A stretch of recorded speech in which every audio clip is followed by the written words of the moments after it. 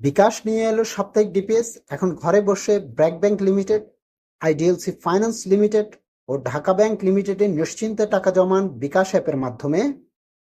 6 মাস অথবা 12 মাস মেয়াদী এই সেভিংসের জন্য কাগজপত্রের কোনো ঝামেলা নেই এবং সাপ্তাহিক 250, 500, 1000, 2000 অথবা 5000 ইত্যাদি যে কোনো পরিমাণ টাকা জমাতে পারবেন, যা মেয়াদ শেষে লাভসহ সম্পূর্ণ ক্যাশ আউট করতে পারবেন কোনো প্রকার চার্জ ছাড়াই। তবে এই সঞ্চয়ের উপর দেশের প্রচলিত আইন অনুযায়ী এআইটি ও আবগারি শুল্ক প্রযোজ্য হবে। সাপ্তাহিক এই ডিপিএস এর শর্ত বা নিয়মাবলী সম্পর্কিত বিস্তারিত তথ্য তুলে ধরেছি আজকের এই ভিডিওটিতে, যেগুলো জেনে রাখা একান্তই প্রয়োজন। আপনার বিকাশ অ্যাপ থেকে আপনি একাধিক ডিপিএস খুলতে পারবেন। ডিপিএস এর নমিনির তথ্য প্রয়োজন অনুযায়ী পরিবর্তন করতে পারবেন। ডিপিএস এর জন্য বিকাশ অথবা প্রতিষ্ঠানের পক্ষ থেকে কোনো লুকানো অথবা অতিরিক্ত চার্জ নেই। ডিপিএস এর গ্রাহক যদি মেয়াদ শেষে লাভসহ সম্পূর্ণ টাকা অথবা আংশিক পরিমাণ ক্যাশ আউট করেন, তবে বিকাশ প্রযোজ্য ক্যাশ আউট খরচ মওকুফ করবেন। 3 মাস পূর্ণ হবার আগে ব্যাংক অথবা আর্থিক প্রতিষ্ঠানের সাথে কোনো ডিপিএস বাতিল করা সম্ভব নয়।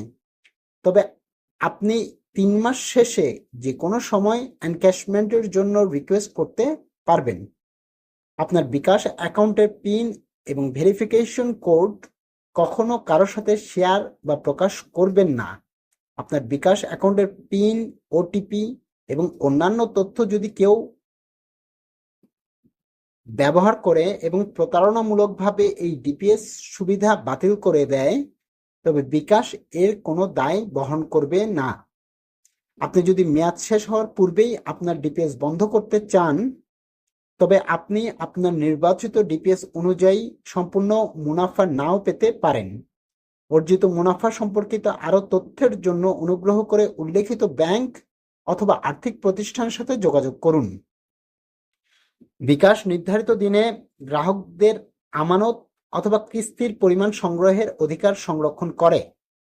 আপনার বিকাশ গ্রাহক অ্যাকাউন্টে পর্যাপ্ত ব্যালেন্স অথবা অর্থ না থাকলে বা কিস্তির টাকা অ্যাকাউন্ট থেকে কেটে নেওয়ার সময় আপনার অ্যাকাউন্ট সক্রিয় না থাকলে লেনদেন ব্যর্থ হবে এবং এই ক্ষেত্রে পরবর্তী 3 দিন বিকাশ আপনার অ্যাকাউন্ট থেকে টাকা কেটে নেওয়ার চেষ্টা করবে। যদি আপনার বিকাশ অ্যাকাউন্টে অপর্যাপ্ত স্থিতি অথবা ব্যালেন্স থাকার কারণে অথবা অ্যাকাউন্ট সক্রিয় না থাকার কারণে কিস্তির টাকা কেটে নেওয়া সম্ভব না হয়, তবে আপনি উক্ত দিনের মুনাফা পাবেন না। যদি কিস্তি সংগ্রহের সর্বশেষ চেষ্টা ব্যর্থ হয়, তবে আপনি কিস্তি প্রদানে ব্যর্থ হয়েছেন বলে গণ্য হবে এবং উক্ত আমানতের পরিমাণের উপর আপনি মুনাফা পাবেন না। অর্জিত মুনাফা সম্পর্কিত আরও তথ্যের জন্য অনুগ্রহ করে ব্যাংক অথবা আর্থিক প্রতিষ্ঠানের সাথে যোগাযোগ করুন।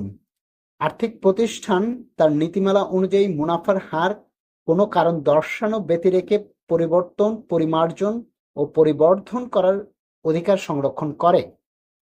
বিকাশ কোনো পূর্ব ঘোষণা ছাড়াই যে কোনো সময় উল্লেখিত শর্তাবলী পরিবর্তন বা সংশোধন করার অধিকার সংরক্ষণ করে। ব্যাংকিং ও আর্থিক বিষয়ক যে কোনো তথ্যমূলক ভিডিও ধারাবাহিকভাবে পেতে ব্রিজ পয়েন্টের সাথেই থাকুন। ধন্যবাদ। আল্লাহ হাফেজ। আসসালামু আলাইকুম।